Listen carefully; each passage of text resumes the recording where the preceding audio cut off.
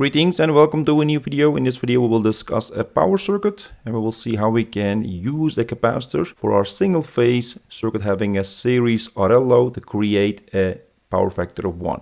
And we will also discuss two variations to place the capacitor to get our power factor to 1. So let's see our objective. We have the following circuit. We see here the source and the resistor and the inductor in series, and the values are shown here. So we have a source 8 cosine 100t, and the resistor is 6 ohms and our inductor is 40 millihenries. Our objective is first calculate the power factor as it is for this circuit and then correct it to unity, so to 1, using a capacitor.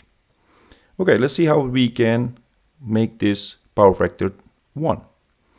So we start first with the calculations.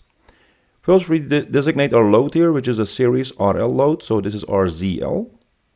So we can say the load impedance here is then R plus J XL, which is our reactance of this inductor.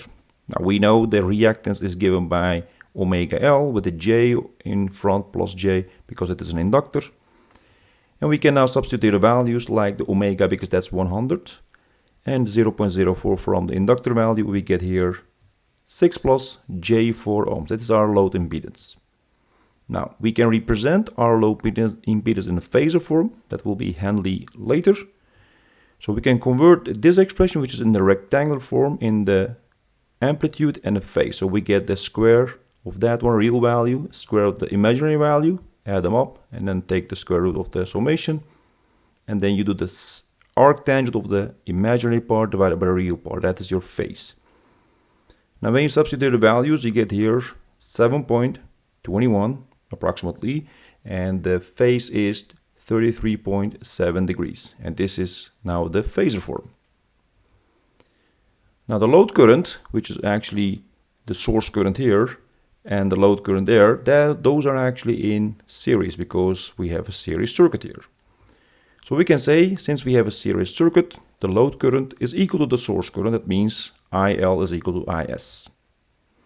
And then we have, again, going to the frequency domain, that's why we have this capital letters. We can say IL is equal to IS is equal to the source voltage over the load impedance, because this source voltage will see the complete load impedance. Now we will use also for our source here the phasor notation. So we have here 8 cosines, and since the cosine is our standard form or reference form, we can go to amplitude, and the phase is here 0, so we can say 8 phase 0 degrees volts. So when you use that here in this expression, you get here 0 degrees, and then we have also 7.21 here from our calculation with the phase of 33.7. Now you divide actually this 8 over 7.21, that is 1.11, and our phase is then 0 minus the phase in the denominator. That's shown here, so that's why you have here minus 33.7. Now we have now our source current and also the load current in the phasor form. Well, the apparent power is important because that's the collection of the real power and the reactive power, and that's given by this expression where you see the half times the amplitude of our source times the source current amplitude, but then the complex conjugate. And what's the complex conjugate? It's actually, you have to invert the sign of your imaginary part. That's also inverting the phase here. That's the same meaning. So when you use our phasor notation, so we have half times 8 0 degrees times 1.11 from our source current, but then the inverse sign, which is then a plus here, then we get here this. Now by multiplication of the phasors, you have to multiply the lengths and you have to add the phases. Then you get here 4.44 and then phase 33.7, and the units for our apparent power is volt amperes. Now we can use our power triangle here. So this is the real and this is the imaginary axis, and here we see our arrow for our apparent power S, which has a length of 4.44 volt amperes. It also has an angle which is 33.7 degrees. Now we can decompose this the arrow into the X and the Y component. So we have now two components, and those are the real and the reactive power. So this is also called the true power and the reactive power. So this is the P and this is the Q, and specifically now for the inductor Q sub L. So we can also write it down in the rectangular form as P plus JQL instead of the phasor form. So we can use here the geometry to get the value for P and the value for QL. So we will do that. First we start with the real power, which is R arrow for the P. Then you can use the geometry, like this is the cosine. So you get here the S, which is the amplitude, just the 4.44, times the cosine of this, theta, which is 33.7 degrees. The reactive power is using this triangle, having here the 90 degrees. This length is exact same as this green arrow for X for QL. And you can calculate here now for each of them the values. So real power has now 3.69. The units are watts. And reactive power is 2.46. It is now units given in volt amp is reactive, so it's not watts. Okay. Now we have everything, so we can now substitute here the values for P and the QL, and we have here the expression for apparent power also. How about the power factor? This is an important part. The power factor PF is equal to the cosine of the theta. Well, there's one important note here. The cosine function is even, so we must indicate if the power factor is lagging or leading, because you cannot know if that is the same value for 33.7 or minus 33.7. So we get the same result for cosine of theta or cosine of minus theta. So in order to make that clear, we have to designate that. So the sine of theta will make that clear. Now there is now the definition. Here is a definition. If the theta is larger than 0, so positive, then the power factor is set lagging. That means your load is inductive, which is in our case, because our theta is here more than 0 or larger than 0. And if it is less than 0, so it can be also the case, so it is negative, then your power factor is leading. It means your load is effectively capacitive. So thus, in our case, our power factor PF is, if you calculate that, cosine of the theta, we'll get then 0.832 lagging, which is inductive. So lagging meaning also the inductive. So we have to correct this. So in order to get the power factor to 1, so in order to correct our power factor, it is necessary to make the reactive power 0, because you would like to get this green arrow 0. So you want to have the full arrow for our real power equal to the apparent power. So for that we need to reduce our arrow. That means we have to compensate that, and that means we have to create a negative reactive power. That can be done by a capacitive element. So we can use a capacitor that will create or add negative reactive power. Okay, let's see that. And here are again our drawings for our power triangle and our circuit. Now we start first with our without power factor correction. These are the collection of the data we just determined. And now we move on to the power factor correction. Now we have two options.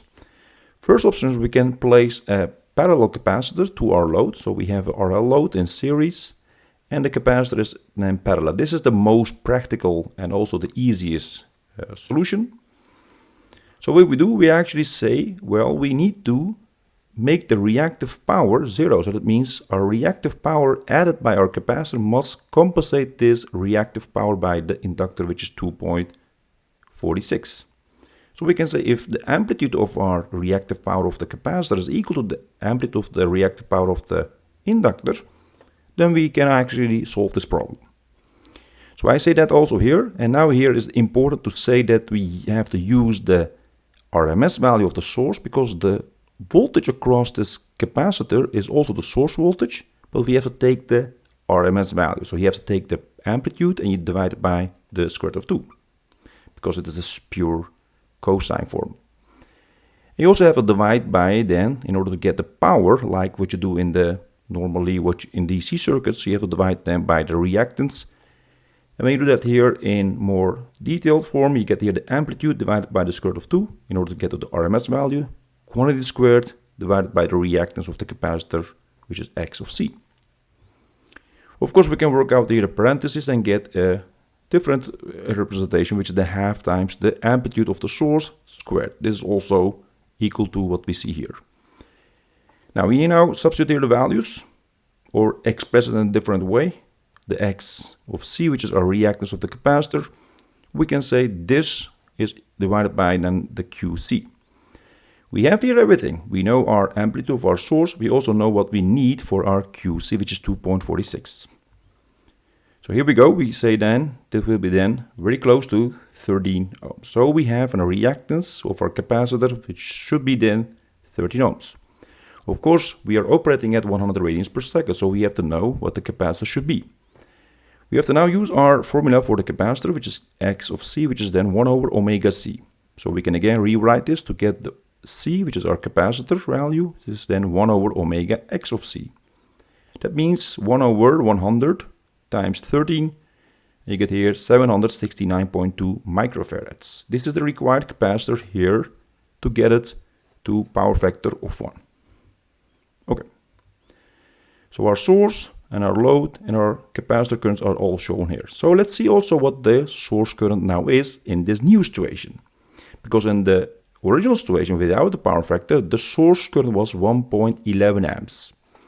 Let's see that here. Now we can do, of course, source current is equal to the load current plus the capacitor current. That's of course vectorial addition. This is not DC.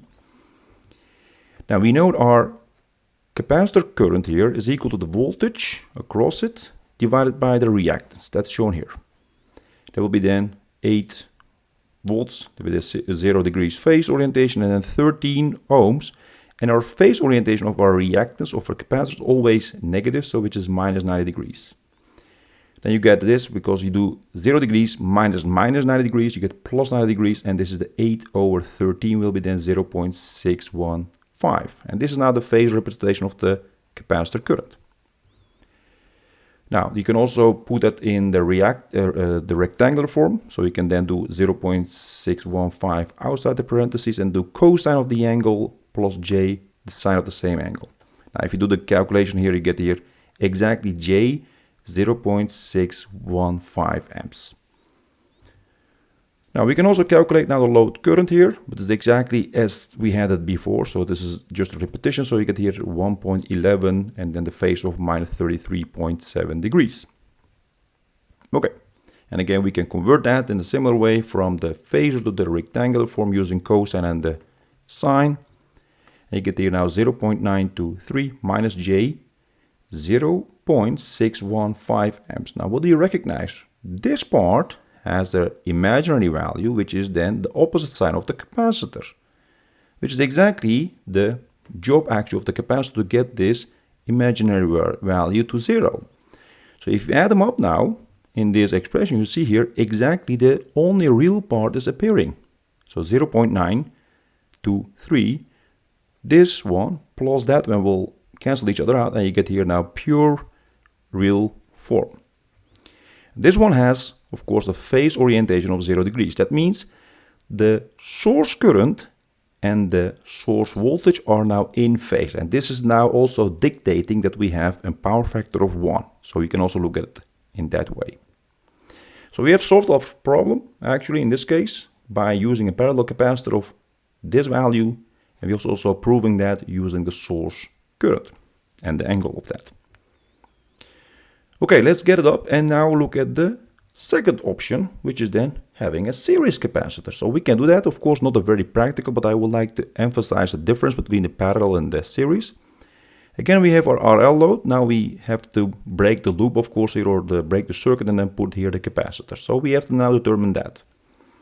In this case, we create a new load impedance. So it is now the R and the L, and also in series with the reactance of this capacitor, which is then minus JXC.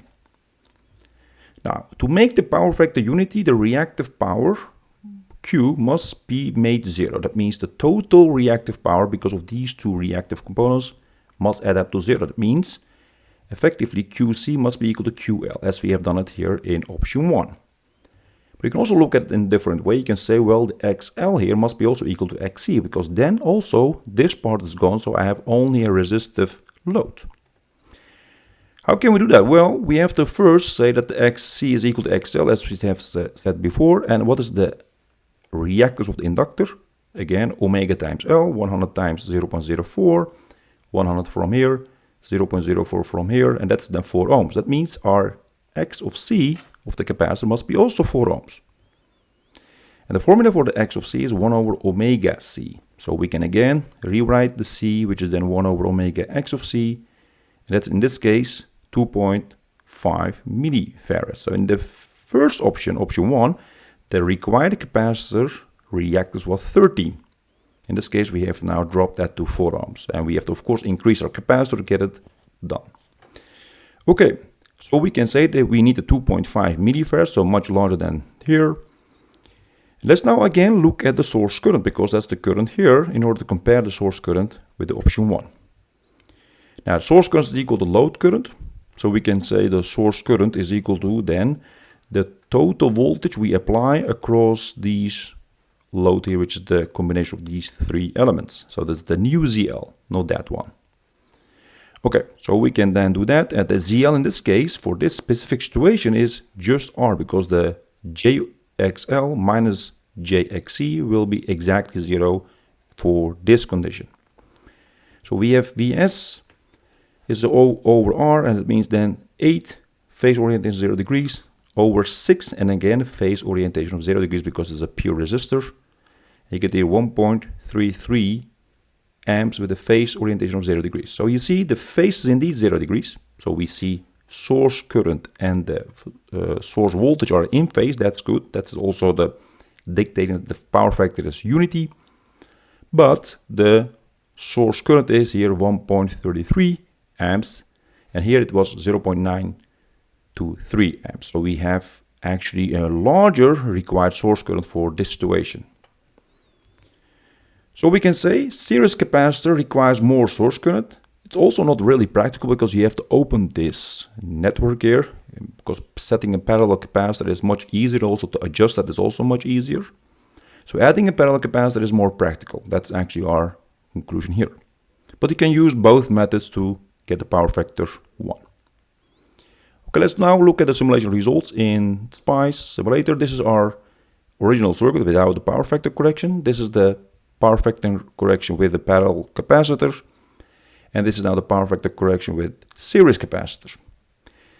Now you see here the circuit where you see the VS, the resistor and the inductor. No capacitor added here. You see also here the values for the source, which is here 1.11 approximately as we have calculated, and also our phase of minus 33.7 degrees. You also see that for the same for the load current. Now this is for the situation for the parallel capacitor. You see now the source current has now a phase of 0 degrees as we have calculated. The source current value is here 923 approximately milliamps, which is also very close to what we have calculated. What you also see is a load current here for this RL part is exactly as we have it before. So that does not change, but the source current has changed because the capacitor what we have added here, which was 769.2 micro, will now have a phase of 90 degrees with this much amperes. And that is now creating this source current with a 0 degrees phase shift. Now, another option, which was then the series combination of the capacitors, is now 2.5 milli. You see here now the source current has increased to 1.33 amps. We see also the same source current here and also the phase of 0 degrees. Now there's more data actually. If you click on this one in SPICE simulator, you can actually this window, which you see the effective power, which is also called the real power, the reactive power. You see that here because there's no power factor correction yet here, and also the apparent power. We have calculated our apparent power was the amplitude of 4.44. You see that also here, and our phase was 33.7. You see that also here, and our power factor here is also what we have calculated. So the cosine of the angle here.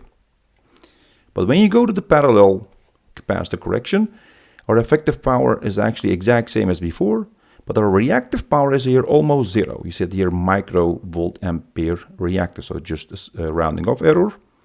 And our apparent power also has decreased, but it's actually exact same as the real or the effective power.